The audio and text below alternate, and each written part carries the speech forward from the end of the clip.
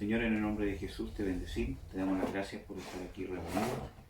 Yo te pido, Señor, que fluya tu unción, que abras nuestros oídos, Señor, y nuestros corazones para poder entender, para poder recibir lo que nos quieres hablar, lo que nos quieres seguir ministrando. Yo te ruego, Señor, que llenes de unción y de fortaleza, Señor, a nuestro hermano, para que pueda entregar lo que tú le has dado, Señor, y que nosotros lo podamos recibir, Padre. Fluye, Señor, que tus ángeles estén ministrando juntamente para que nosotros podamos ser edificados, Señor. En el nombre de Jesús. Amén. Amén.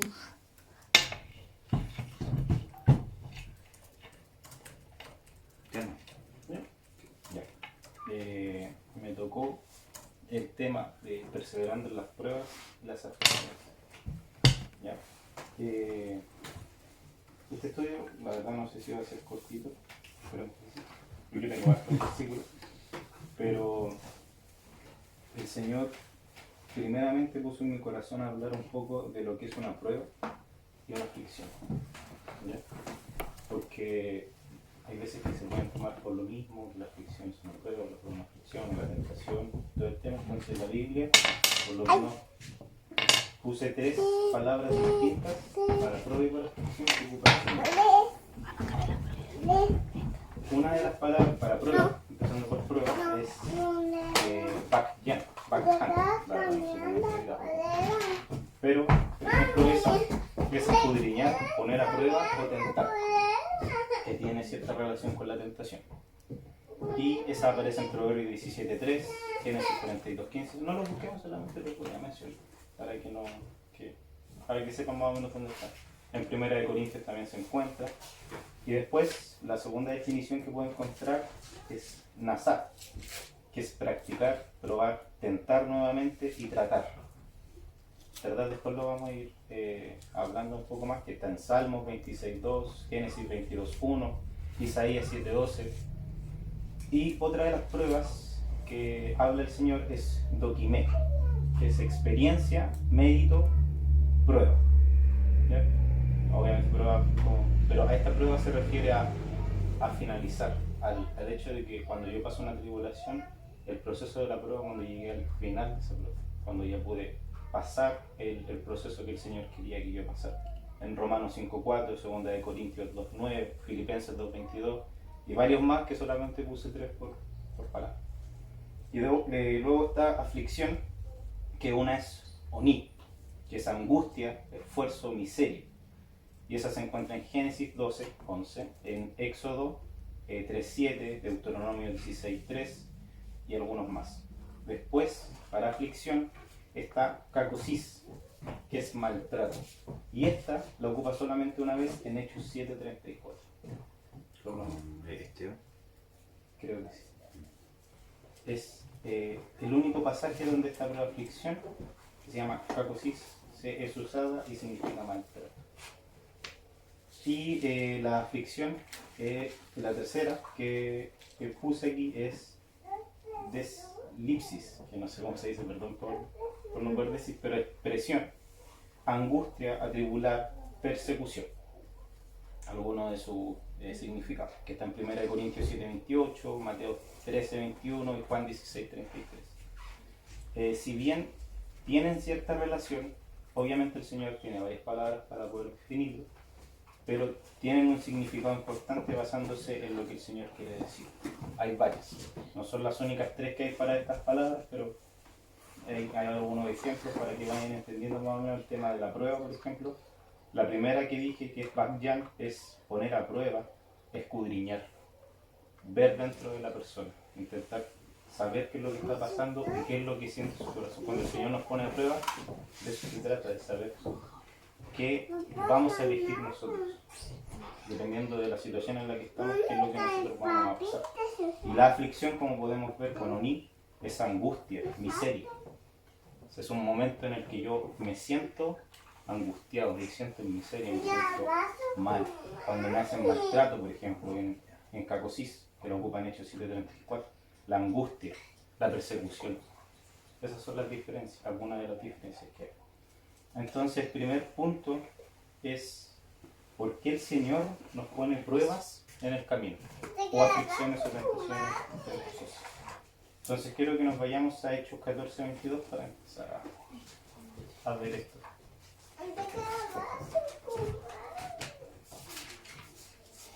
Y si alguien lo tiene, si lo quiere leer.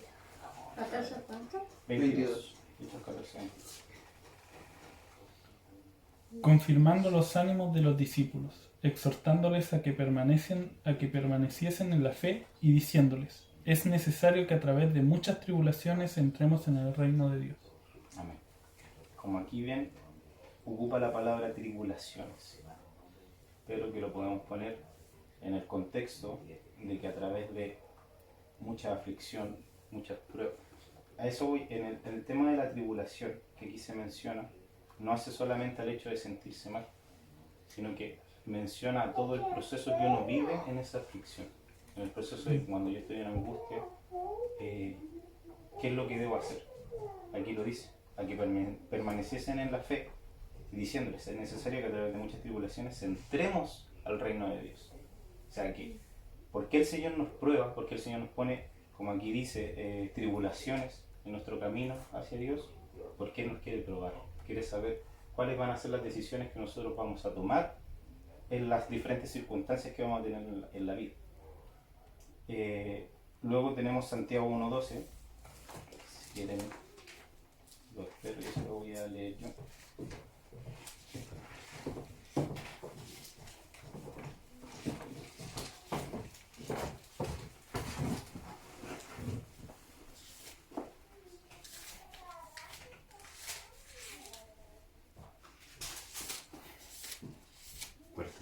Santiago.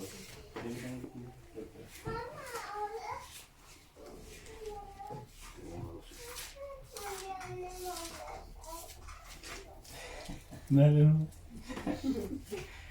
A ver. Bienaventurado el varón que soporta la tentación, porque cuando haya resistido la prueba, recibirá la corona de vida que Dios ha prometido a los que le aman. Como aquí bien dice, en un principio dice: bienaventurado el varón que soporta la tentación. Esta palabra que ocupa para tentación es peirasmos, que puede tener dos significados. Uno es la prueba que el Señor nos pone, como bien comentaba, el hecho de que a través de un proceso el Señor quiere saber cuál va a ser la decisión que nosotros vamos a tomar independientemente de cómo estemos. O sea una tentación, sea por ejemplo, en el tema sexual, por ejemplo, en cómo tratar a la otra persona. Ahí el Señor en ese momento siempre tiene el ojo con nosotros para saber qué es lo que nosotros vamos a decidir. Por ejemplo, si estamos discutiendo con otra persona, cómo nosotros vamos a tratar con ella.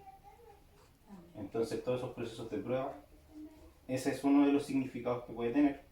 Y esta palabra también habla de la experiencia del mal, cuando el diablo nos tienta, cuando el diablo nos pone prueba. O sea, nos tienta, porque el diablo no nos prueba, sino que nos pone en diferentes situaciones para como saber si nos vamos a decidir ir al mal o vamos a hacer lo que el Señor nos dice. Entonces, en Santiago 1:12 dice: bienaventurado el varón que soporta la tentación, porque cuando haya resistido la prueba.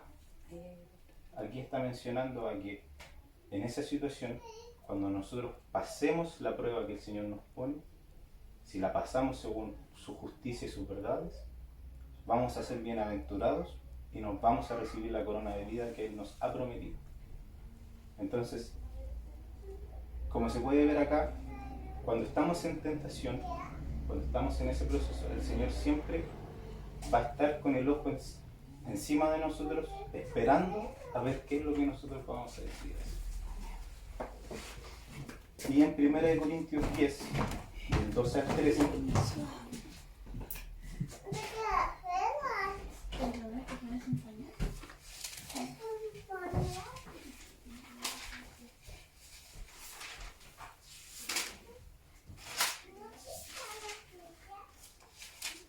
Primera de Corintios 10, 12, 13. 12, 13.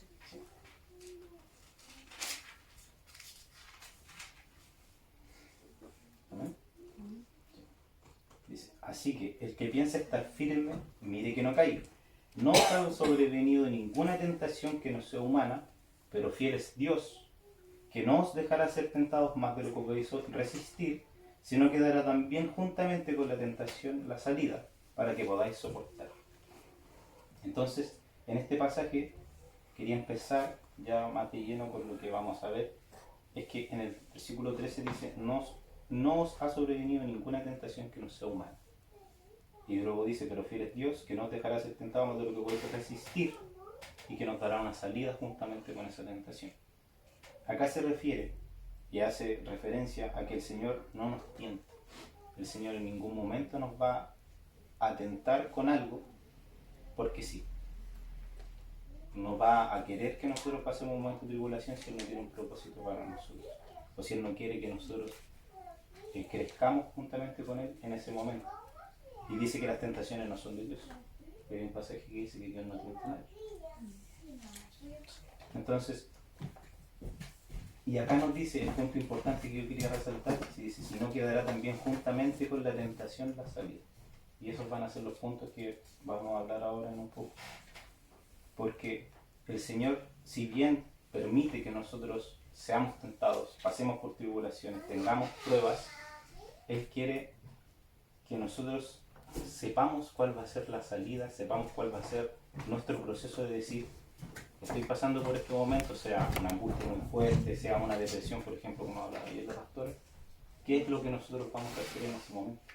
¿Qué es lo que nosotros vamos a decir en nuestro interior y decir, yo quiero seguir al Señor y no hacer lo que el enemigo quiere que yo haga? Y esta palabra de tentación también, que aparece en este versículo, es la misma que se mencionaba antes, peirasmos, poner a prueba la experiencia del bien o lo que el diablo quiere para nosotros. Entonces está esas dos partes, como se puede ver, se pueden ocupar de esas dos formas. Entonces acá se habla a la tentación de bien como la trae el enemigo, pero en esa misma tentación está la prueba de Dios para saber qué es lo que nosotros vamos a hacer. Entonces, empezando por eso, como ya sabemos, aquí puse una pregunta, dice, ¿estamos exentos de las pruebas o de la aflicción por ser cristianos? Y hay un versículo en Juan 16:33 que si lo pueden buscar y leerlo. Yo no encuentro lo que Sí. dice, estas cosas os he hablado para que en mí tengáis paz. En el mundo tendréis aflicción, mas confiad, yo he vencido al mundo. Amén. Esta palabra que ocupa acá, como la mencionaba antes, es slipsis, que significa presión, angustia, atribular, persecución. Fue la tercera definición que puse aquí. Esa es la palabra que ocupa para aflicción. Pero aquí dice, en el mundo tendréis aflicción. Aquí no está hablando a solamente los mundanos, está hablando en general. Aquí no menciona solamente al mundo, sino que dice en el mundo. Y nosotros estamos en el mundo. Todo acá. Entonces nos dice que tendremos aflicción. Independientemente de si somos cristianos o no somos cristianos, vamos a tener momentos en los que vamos a tener aflicción. Dice, pero confiad, yo he vencido al mundo. Y esa es lo más hermoso que el Señor vino a hacer aquí con nosotros, a derrotar al mundo y a traernos. Entonces, nos envía, que esto lo voy a leer en Josué 1, del 5 al 7 y el 9. No sé si lo quieren buscar. Josué 1, del 5 al 7 y el versículo 9. Mientras lo voy a ir bien, por lo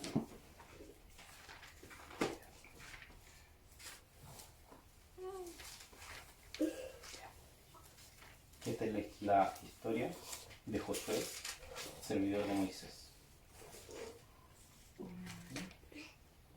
Acá dice en el 5, nadie te podrá hacer frente en todos los días de tu vida. Como estuve con Moisés, estaré contigo. No te dejaré ni te desampararé.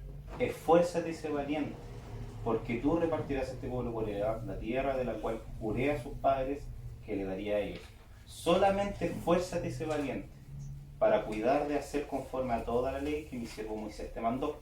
No te apartes de ella ni a diestra ni a siniestra, para que seas prosperado en todas las cosas que emprendas. El versículo 9 dice, mira que te mando que te esfuerces y seas valiente. No temas ni desmayes, porque Jehová tu Dios estará contigo en donde quiera que vayas.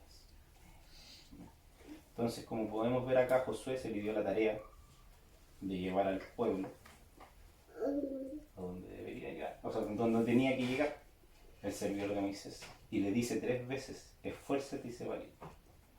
Y eso es lo que el Señor, uno de los mensajes que el Señor me dio para poner aquí, es que nosotros como jóvenes tenemos que esforzarnos.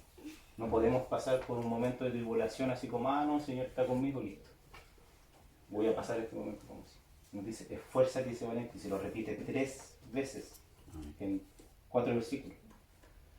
Entonces, si nos dice constantemente que nos debemos esforzar, es porque tenemos que buscar, tenemos que hacer lo que el Señor nos pone en la Escritura para poder pasar estos momentos, sea una prueba del mismo, sea una tribulación que estamos pasando, sea un momento angustioso que tenemos, esforzarnos y ser valientes, porque como dice en el versículo 9, no temas ni temas, porque Jehová tu Dios estará contigo donde quiera que vayas.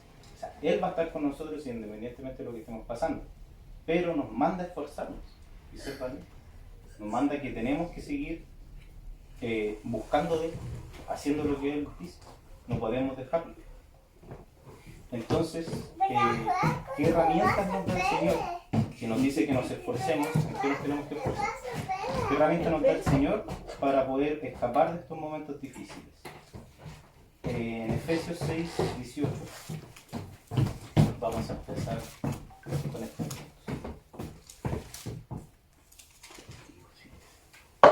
Efesios está casi al final. 6, 18. ¿Lo encuentro, Rodrigo? Sí.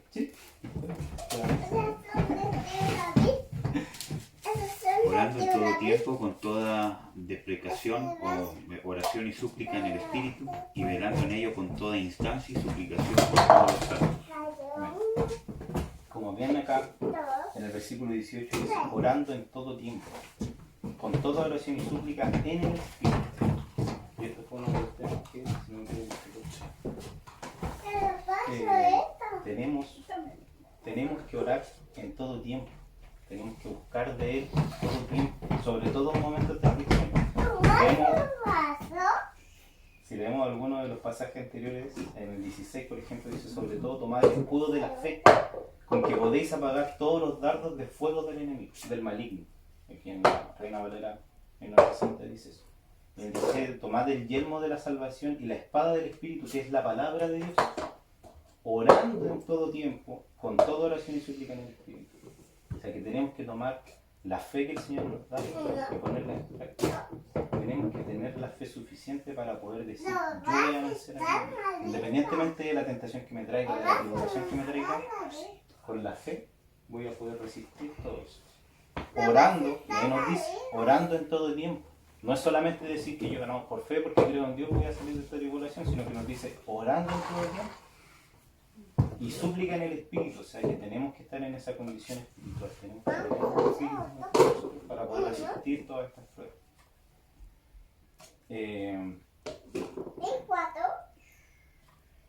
Eso, con este versículo. El otro está en Marcos 14, 32, 42, que yo creo que varios conocen este pasaje. Pero lo voy a buscar, que no lo escribiera muy largo.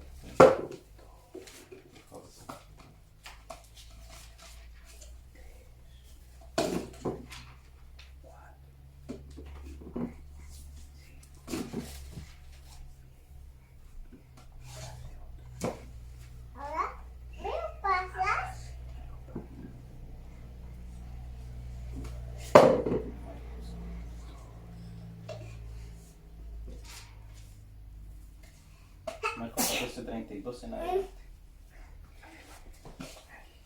¿Ah? Ya. Dice, Jesús en el huerto de Getsemaní, o ora en Getsemaní. Vinieron pues a un lugar que se llamaba Getsemaní, y dijo a sus discípulos, sentados aquí, entre tanto yo oro. Y tomó consigo a Pedro, a Jacobo y a Juan, y comenzó a entristecerse y a angustiarse. Y les dijo, mi alma está muy triste hasta la muerte, quedaos aquí y velad. Yéndose un poco adelante, se postró en tierra y oró que si fuese posible le pasase de él aquella hora. Y decía, Abba Padre, todas las cosas son posibles para ti. Aparte de mí esta copa, Mas no lo que yo quiero, sino lo que tú quieres. Después vamos a seguir viendo. Como se puede ver en un inicio, dijo, sentados aquí, a los discípulos, entre tanto yo oro. Y después tomó consigo a Pedro, Jacobo y a Juan. Aquí hay dos puntos importantes. Primero, la oración, que es lo que estábamos viendo. Uno de los primeros puntos es orar en todo tiempo, como lo vimos ahora recién en los pasajes anteriores. Y Jesús empieza por eso. Cuando él ya se sentía en ese momento de tribulación, cuando él ya sabía que le iba a venir un proceso difícil, lo primero que hizo fue decir, voy a orar. Sentados aquí, entre tanto yo oro, voy a ir a orar solo, en un proceso donde yo voy a estar con el Padre. Pero ¿qué dice? Tomó consigo a Pedro, a Jacobo y a Juan.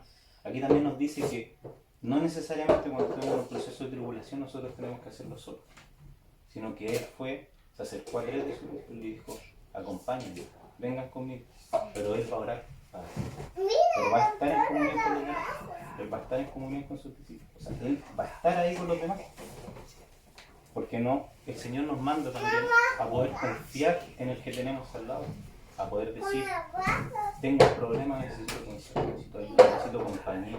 No nos manda a estar solos en ese proceso, nos manda que tenemos que buscar una comunión, como lo podemos ver acá, el Señor lo hizo, Él es nuestro camino, Él nos manda, o sea, Él nos dice cómo hay que hacer las cosas y aquí lo está demostrando. ¿Por qué tomó consigo a Pedro, a Jacobo y a Juan si Él iba a orar? Y nos dice que oró en voz alta, nos dice que lo oró a ellos, sino que fue a orar. Mientras que yo oro, o sea, Él está orando, no sus discípulos, Él. Y comenzó a entristecerse y a angustiarse. Y aquí es donde se ve el momento donde Él ya previamente se preparó, y cuando ya empezó a sentir la angustia, estaba con sus hermanos, y comenzó a orar, y comenzó a orar al Padre. Y ahí dice cómo, dice, se postró en tierra y oró que si fuese posible pasase de él aquella hora. Y decía, Abba Padre, todas las cosas son posibles para ti, aparte de esta copa, mas no lo que yo quiero, sino lo que tú quieres. Aquí viene un punto importante porque dice, se postró, pero ¿qué le pidió al Padre? Que pasase de él esa copa si era la voluntad del Padre que pasase. O sea, si era la voluntad de Él, que ese momento de tribulación acabara ahí, que pasase. Que Él dejase de sentir esa angustia, pero si no, Él estaba dispuesto a seguir resistiendo. Él estaba dispuesto a estar en ese momento, en ese proceso de tribulación, porque era la voluntad del Padre. Entonces muchas veces que nosotros vamos, nos sentimos mal y decimos, Señor, que por favor para esto, sácame de este lugar o donde estemos y todo el cuento, pero si es la voluntad del Padre que nosotros estemos por eso. Si el Señor quiere que nosotros estemos en ese proceso por algo que Él quiera hacer en nosotros, por algo que Él quiera restaurar en nosotros, que nos demos cuenta. Entonces acá el Señor va y eso le pide, que pase de mí esta copa, pero que no sea la mi voluntad sino la tuya. Y del 37 en adelante vino luego, los salió durmiendo y dijo a Pedro, Simón, ¿duermes? No has podido velar una hora, velad y orad para que no entréis en tentación, el espíritu a la verdad está dispuesto, pero la carne es débil. Aquí nuevamente podemos ver que habla de la tentación, de la tribulación, de la prueba. Y les dice velad, porque, como mencionaba antes, necesita comunión, necesita de las personas que están al lado. Y le está pidiendo ayuda. O sea, es como si yo voy, por ejemplo, al hermano Eduardo, al hermano Marcelo, y digo, ¿sabes? Tienen un problema y ellos se ponen a hacer otra cosa. Me dejan ahí. O si viene alguien a mí y yo no lo tomo en cuenta. Y si me pide, necesito que ore por mí, yo no oré en ningún momento por él. Es lo mismo. Él necesita también de los demás, necesita de esa comunión con los demás. Y aquí lo demuestra. Y después dice en el 39, otra vez fue y lloró, diciendo las mismas palabras. O sea, no oró una vez, fue 2. Y dice, al volver otra vez los halló durmiendo porque los ojos de ellos estaban cargados de sueño y no sabían qué responder. Vino la tercera vez y les dijo, dormid ya y descansad, basta, a la hora he venido, a la hora he venido, he aquí el Hijo del Hombre se ha entregado a las manos de los pecadores, levantaos, vamos de aquí, se acerca lo que me ha entregado. Menciona que por lo menos 3 veces ahora. O sea, no fue una sola vez, no fue una sola súplica, Señor, sácame de aquí, sino que fue 3 veces. Y las 3 veces fue y pidió la misma comunión con su Padre. Entonces, si podemos ver eso en el Señor, si podemos ver que el mismo Jesucristo estaba haciendo estas cosas, suplicándole tanto al Padre que lo sacase de ese momento, haciendo la voluntad de Él, independientemente de cómo sea, más ¿Cuánto más nosotros? Que tenemos muchas más tribulaciones quizás que Él, porque Él en ningún momento pecó, y nosotros sí, nosotros abrimos puertas y necesitamos de Él. La palabra que ocupa acá también para tentación es peirasmos, la prueba del Señor y la tentación del diablo. Entonces, por lo menos ocupa hartas veces esta palabra, y es bueno entender que en esos momentos de tribulación el Señor no es el que nos está tentando, no es el Señor el que nos está poniendo un momento difícil, sino que Él lo está permitiendo, como lo vamos a ver después, para un propósito, para Él saber cuál es nuestro corazón. Ahora vamos a pasar al punto que es el ayuno. En Lucas 4, 1, 2, que este también lo vimos hace poquito. Y si alguien lo tiene, lo puede leer. 4:1. 4, 1, 2. Y Jesús, lleno del Espíritu Santo, volvió del Jordán y fue llevado por el Espíritu al desierto por 40 días, y era tentado del diablo, y no comió cosa en aquellos días, los cuales pasados tuvo hambre. Amén. Entonces, si no me equivoco, lo leyó el hermano Eduardo también ayer. Dice Jesús lleno del Espíritu Santo. O sea, que en este momento de prueba, que fue llevado, como lo vimos, por el Espíritu, o sea, que fue llevado por Dios al desierto para ser tentado por el diablo, no tentado por él, no por el diablo. Pero en este proceso el Señor lo permitió porque quería hacer una prueba. Él estaba probando el corazón de Jesús. Y obviamente aquí hay una condición que también lo mencionó el hermano, de que el Señor estaba lleno del Espíritu Santo. O sea, que si uno no está lleno del Espíritu Santo no puede hacer este tipo de cosas. Eso es lo que nos da a entender. Que necesitamos estar llenos del Espíritu en cualquier momento, porque en cualquier momento el Señor, como aquí menciona, lo tomó, lo llevó al desierto para ser tentado. Sin previo aviso, lo tomó, lo llevó para ser tentado. Y él decía que estaba lleno del Espíritu Santo. Y no comió nada en aquellos días. 40 días estuvo en el desierto siendo tentado. Y no comió nada. O sea, este es otro de los puntos que el Señor pone. Y otra de las cosas que nosotros podemos hacer para pasar la tentación. Para rellenarnos de su espíritu. Para tener la fuerza. El ayuno. Pero para poder hacer un ayuno que sea válido, por decirlo de alguna forma, tenemos que buscar la llenura del Espíritu. Estar llenos de Él. Y otra cosa que quería mencionar, como solo el Señor puede hacer ayunos de varios días, y no. Hay varios pasajes y varios ejemplos que hay en la Biblia, y uno de esos está en Éxodo 34, 28. Y aquí habla de Moisés.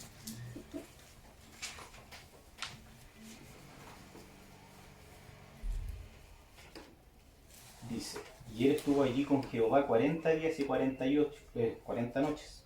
No comió pan ni bebió agua, y escribió en las tablas las palabras del pacto, los 10 mandamientos. Y supongo que esa historia la conocen, ¿no? ¿Sí? Entonces aquí dice, estuvo la misma cantidad que el Señor, 40 días y 40 noches. No comió nada. ¿Pero por qué no comió nada? ¿Por qué pudo estar tanto tiempo sin necesidad de comida? Porque estaba con el Padre, estaba con Él. Dice, y Él estuvo allí con Jehová. Estaba lleno de Jehová. Estaba en su presencia, estaba con Él. O sea que Él no necesitó carnalmente ningún sustento. No comió ni bebió nada, pero estaba con el Padre. El Padre le sustentaba de todo. Entonces, eso es lo que el Señor nos quiere decir aquí. Que en un momento de prueba, que en un momento que aquí no menciona en todo caso que Moisés ahí estaba en prueba, pero es una demostración de que cuando nosotros estamos con Él, Él nos sustenta de todo, incluso de lo más básico de nosotros. Y en Daniel 10.3, que si no es necesario que lo busquen, dice, en aquellos días yo, Daniel, estuve afligido. Por espacio de 3 semanas no comí manjar delicado, ni entró en mi boca carne ni vino, ni me ungí con ungüento hasta que se cumplieron las 3 semanas. Aquí se menciona que Daniel haya estado en tribulación, afligido, en pruebas, como se le cree, en aquellos días que Daniel estuve afligido por espacio de 3 semanas. O sea, 3 semanas afligido. Y nosotros de repente cuando estamos en un proceso de prueba queremos que termine el día. Pero él dice aquí, por 3 semanas estuve afligido. Y no comí. O sea que aquí empieza el ayuno. él por 3 semanas hizo ayuno. Y como estuvo haciendo ayuno, como buscó la presencia del Padre, como buscó estar lleno de ese espíritu, no fue necesario que él comiera. Porque él estaba con el Padre, buscando de él, buscando su comunión. Hasta que se cumplieron las 3 semanas. Y de ahí recién por 3 semanas pasó su proceso.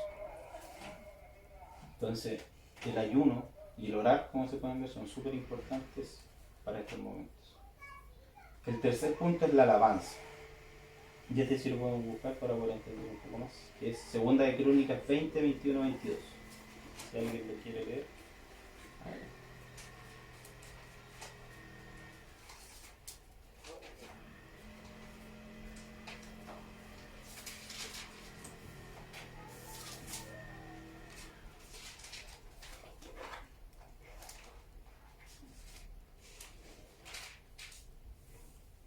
Segunda Crónicas, ¿cuánto?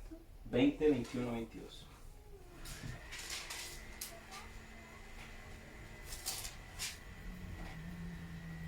Y habido consejo con el pueblo, puso a algunos que cantasen a Jehová y alabasen en la hermosura de la santidad, mientras que salía a la fiesta armada y dijese: glorificad a Jehová, porque su misericordia es para siempre. Y como comenzaron con clamor y con alabanza, puso Jehová contra los hijos de Amón, de Moab y del monte de Seir, las emboscadas de ellos mismos que venían contra Judá, y matándose los unos a los otros. Amén. Este del versículo, no recuerdo quién lo mencionó, tu pasaje, creo que la pastora, o el pastor, no me acuerdo, la verdad. Pero los vimos, Segunda de Crónicas 20, 21, que lo mencionó solamente porque no lo leímos. Esta es la historia de Josafat y su pueblo, que en el versículo 2, Segunda de Crónicas 22, menciona. ¿Qué estaba pasando ahí? Dice: y acudieron algunos y dieron aviso a Josafat diciendo: contra ti viene una gran multitud del otro lado del mar y de Siria, y aquí están en Asesón Tamar, que es en Engadí. O sea, aquí vemos que le dieron el aviso a Josafat de su pueblo de que venía una multitud contra ellos. O sea, obviamente esto no es un proceso feliz. Si viene una multitud, yo no voy a decir: oh, qué bien, me vienen aquí. En esos momentos no. O sea, en esos momentos obviamente uno sabía que era, si venía una multitud, era porque venían a guerra, venían a destruir la ciudad. Entonces, ¿qué hizo Josafat y qué le ordenó al pueblo? Le dice: y habido consejo con el pueblo, puso a algunos que cantasen y alabasen a Jehová. O sea, aquí estamos viendo el tema de la alabanza. Que cantasen y alabasen a Jehová. ¿Y por qué no orar? ¿Por qué no tomar ayuno? Porque el Señor aquí nos dice que también alabar nos va a sacar de esos momentos difíciles. Decirle a Él, alabarle, decirle: Padre, santo, grande, hermoso, como lo estamos haciendo en estos días, eso también para Él es de grato olor cuando nosotros lo hacemos con un corazón feliz, para que Él nos ayude, a que Él esté para ahí, o sea, ahí para nosotros. Y dice al final, en el versículo 22, dice que se mataron los unos a los otros. ¿Por qué? Porque el Señor intervino. Por las súplicas del pueblo, por las alabanzas que el pueblo le daba a Él intervino. Lo sacó de ese momento difícil que ellos estaban. Porque muy probablemente contra la multitud, que eran por lo menos 2 pueblos, quizás no iban a poder. Humanamente, en número, quizás los pasaban por cuánto. Entonces, ¿qué hicieron ellos? Padre, te alabamos, ayúdanos. Aquí estamos, disponemos este momento para ti. Ellos se mataron los unos a los otros. El pueblo que venía, los 2 pueblos que venían, se terminaron peleando entre ellos. Entonces, ahí vemos otra herramienta que el Señor nos da. Y después tenemos la historia de Pablo y Silas, que creo que también la comentaron. Ah, sí. En Hechos 16, 25.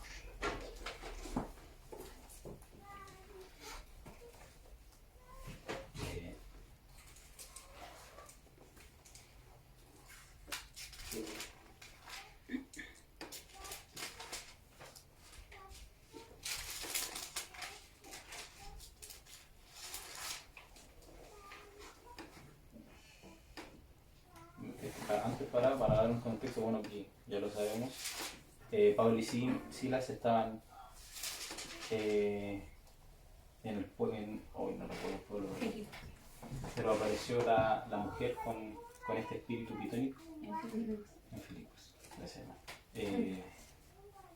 diciendo: estos son los hijos de Dios, y como sabemos todo el cuento. Es el 25, dice Hechos 16, 25. A eso de la medianoche, Pablo y Silas se pusieron a orar y a cantar himnos a Dios. Esto es después de que ya estuvieron presos. Después de que hubo el alboroto y los tomaron y se los llevaron presos. En ese momento, en esa tribulación, en esa prueba, en esa aflicción, como ya podemos saber, Pablo y Silas se pusieron a orar y a cantar himnos a Dios. Y los otros presos los escuchaban. 26 dice, de repente se produjo un terremoto tan fuerte que la cárcel se estremeció hasta sus cimientos. Entonces, dice, al instante se abrieron todas las puertas y a los presos se les soltaron las cadenas. Y aquí, si seguimos leyendo, podemos ver que el carcelero casi se mata y un montón de cosas, se terminó convirtiendo él y toda su familia, toda su casa. Entonces, aquí lo importante igual es que dice, Pablo y Silas se pusieron a orar y a cantar. O sea, incluso en ese momento de prisión, cuando lo tomaron carcelero, injustamente, porque no tendrían por qué haberlo hecho, Pablo prácticamente no hizo nada, solamente le dijo a la mujer que se fuera, que ya estaba así como... Y de hecho, les sacó el demonio de dentro. Los llevaron presos y ellos quisieron, en vez de ponerse a discutir, como mencionaba la pastora, esa fue la pastora, ¿sí? Sí, En vez de ponerse a discutir, oh, no sé qué hiciste aquí, se pusieron a orar y a alabar al Señor. Alabar en un momento difícil. Porque es como, ¿por qué voy a alabar a Dios ahora en vez de estar suplicándole que me ayude? Aquí nos dice, orar y alabar. Porque el Señor quiere que nosotros le busquemos y aquí están las formas. Tanto orar como alabar. Alabarle, Señor, eres grande, siempre has estado conmigo todo el tiempo. Entonces, lo que hicieron ellos fue orar y alabar. ¿Y qué hizo el Señor? Trajo un terremoto. ¿Cómo va a ser tanta la coincidencia que justo se ponga a temblar en ese momento que lo metieron a la cárcel? Entonces vemos que todo este proceso, si también fue de edificación y de salvación para ellos, también fue salvación para tantas personas. ¿Cuántas personas? Si se salvó el carcelero, si se salvó toda su casa, le sacaron el demonio a la mujer. Entonces, en todos estos procesos, aparte de ser luz, también fueron lo suficientemente sabios para decir, independientemente de lo que estoy pasando o de lo que estamos pasando, vamos a orar y alabar al Señor. Entonces, por lo menos fueron 4 puntos los que pude mencionar, quizás hay más. No voy a decir, no me leí toda la Biblia como va a decir entonces los únicos puntos, pero por lo menos estos fueron los 4 puntos que el Señor puso en mi corazón para poder traerlos y expresarlos. Y son súper importantes, ya saben, el tema de la oración que es como lo que más uno piensa, pero aquí me puedo dar cuenta que hay pasajes en los que el Señor nos dice que alabarle a Él también nos va a traer sanidad. No solamente por el gozo, o estoy feliz y le voy a alabar, sino que también en momentos difíciles. Alabarle, buscarlo, cantarle. Aunque cantemos mal, yo canto horrible. Pero el Señor no le importa eso, no importa que nosotros seamos desafinados, que tengamos la mejor voz, sino que es el corazón. En todos estos puntos fue el corazón, como vimos a Jesús en el Apóstol Getsemaní.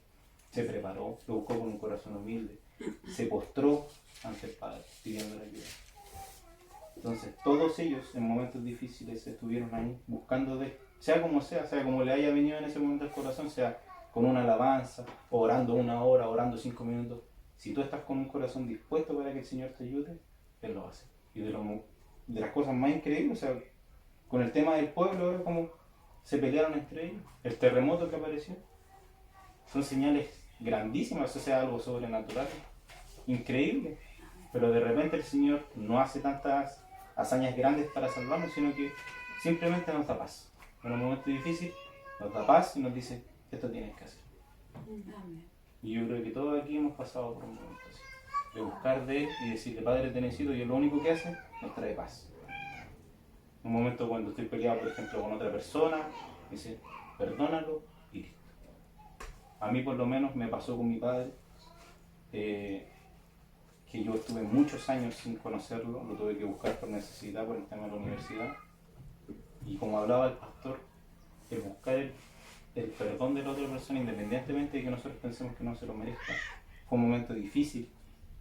Gracias al hermano Eduardo me dijo, mándale un video pidiéndole perdón. Aunque yo sentía que yo no le había hecho nada, si él se fue cuando yo tenía como 4 años, ¿qué le voy a hacer? Pero él me dice, pídele perdón. ¿Por qué? Porque durante mi vida quizás hice cosas que yo no tendría que haber hecho. Quizás le dije, este tipo que se fue, o tal cosa, tal no sé qué. Pero él me dijo, pídele perdón. Y yo no buscaba el perdón de él, sino que me dijo, pídele perdón. Y se lo pedí, le mandé el video y fue un quebranto tan grande ese momento, fue algo tan fuerte para mí, y la paz que vino después es esa misma que quizás todos yo sentí en mí. Tanto Jesús, de saber que ya había llegado su momento, que tenía que ir a la cruz, que él decía, pase de mí esta copa, pero que no se haga mi voluntad sino la tuya. Es lo mismo, independientemente de lo difícil que pueda ser el proceso, tenemos que pasarlo si es la voluntad. Como podíamos ver, el Señor me dijo, a través del hermano Peter, perdón.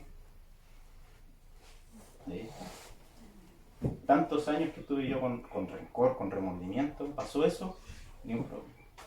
Cero. Quizás ya no hablamos tanto, quizás no hay tanta comunicación por parte de él, pero por lo menos yo estuve en paz, sabiendo que hice lo que el Señor quería que hiciese en ese momento, independientemente de cómo yo me sintiese. Entonces aquí lo mismo, con Pablo y Silas, por ejemplo, estuvieron en la cárcel diciendo que injusto que me hayan metido en la cárcel, pero no importa, voy a orar y voy a alabar al Señor. En otro proceso, no recuerdo de quién eran los personajes cuando los azotaron, y ellos se sentían dignos, estaban gozosos porque se sentían dignos de haber pasado por esa tribulación. Entonces, es lo mismo.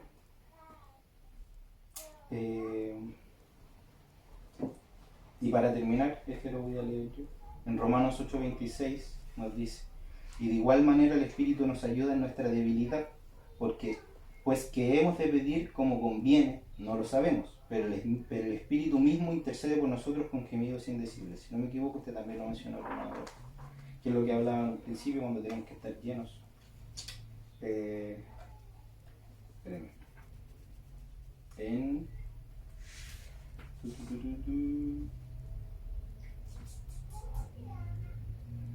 No lo encuentro.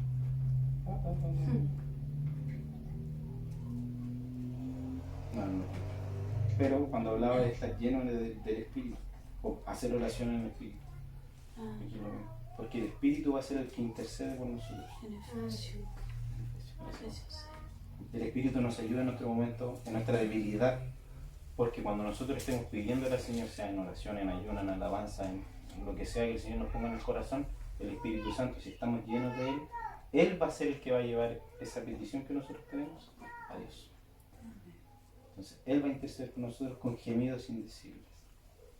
Porque dice, pues que hemos de pedir como conviene, no lo sabemos. O sea, que muchas veces que ni siquiera sabemos qué pedir. Pero el Espíritu Santo sabe exactamente qué es lo que nosotros necesitamos. El Padre sabe que nosotros necesitamos. Y Él intercede. Por ejemplo, con la pastora aquí cuando estábamos hablando, a mí me decía el tema de la sabiduría. Yo en ningún momento le pedí sabiduría. Le estaba orando por otra cosa. Y cuando ella venía para acá, dale sabiduría. ¿Por qué? Porque el Padre le ponía en su corazón. Él necesita sabiduría. Quizás para qué, todavía no sé. Todavía no tengo idea. Pero sabiduría, necesito sabiduría quizás para esto, quizás para un momento que estoy pasando con mi familia. Entonces, el Espíritu es el que intercede por nosotros si estamos llenos de Él, como hemos estado nosotros aquí en comunión con Él. Entonces, eso les quería compartir. Lo que el Señor ha puesto en mi corazón. Amén. Gracias. Amén. Gracias. Vamos a orar también para que... Amén. Amén.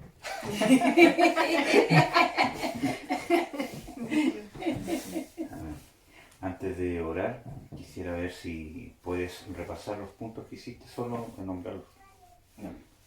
El primer punto es la oración. El segundo es el ayuno. Dentro del ayuno, cuando vimos el huerto de Getsemaní, la comunión con los hermanos. Y el cuarto vendría siendo la alabanza. Quizá hay muchos más, como les digo, no lo sé, pero quizá hay muchos más que el Señor ha puesto en el corazón de algunas personas. Importantes esos 4 puntos cuando estemos pasando la aflicción y la tentación: oración, ayuno, comunión con los hermanos y alabanza. Amén. Somos un cuerpo y muchas veces creemos que los podemos solos, que nadie se meta en mi trato con Dios, pero a veces el trato de Dios es que permitas que los hermanos te ayuden, porque somos un cuerpo.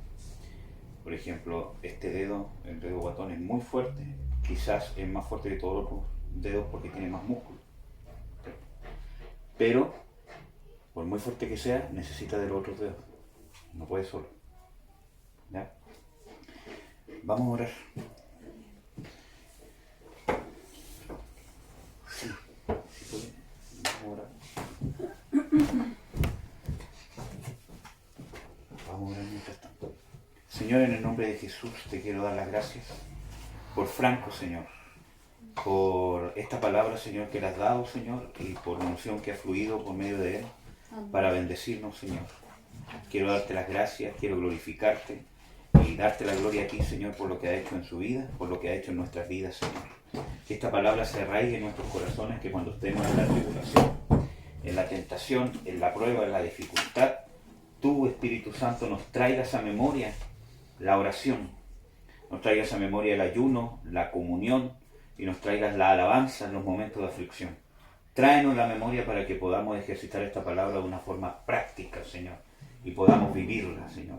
Yo te pido, Espíritu Santo, que te manifiestes con poder, que selles esta palabra en nuestros corazones, en nuestro espíritu, en nuestra alma, en todo nuestro ser, en nuestros procesos mentales, en nuestros recuerdos, en nuestra memoria. En el nombre de Jesús, yo te pido que te manifiestes, Señor, en el nombre de Jesús de Nazaret, y que puedas ministrar, Señor, a tus hijos, que se muevan tus ángeles, en el nombre de Jesús, sobre cada uno de ellos, que las aflicciones que están pasando, las tribulaciones, las tentaciones que están pasando ahora, Señor, sean victoriosos, sean investidos de una unción de victoria, en el nombre de Jesús de Nazaret. Las cadenas, los tropiezos del enemigo, para hacerlos caer, que empiecen a deshacerse, como está escrito: el ángel de Jehová persiga a nuestros enemigos, los alcance, que nuestros enemigos caigan en la propia red que ellos mismos han tejido, que esa palabra se haga viva, se haga evidente en y sobre nuestros hermanos, Señor, y contra todas las aflicciones y los problemas que están pasando, para que puedan experimentar que en Cristo Jesús somos más que vencedores. En el nombre de Jesús de Nazaret, sigue ministrando, Señor, en medio de la alabanza, en medio de la adoración, que podamos alabarte de lo más profundo de nuestro ser, como Pablo y Silas, Señor. En los momentos de aflicción, en los momentos de nuestras luchas, podamos alabarte, Señor. Y que esta alabanza salga de lo más profundo de nuestras entrañas, sabiendo que tenemos a un Dios que nos ama y que eso nos da seguridad, Señor. En el nombre de Jesús. Amén, Señor.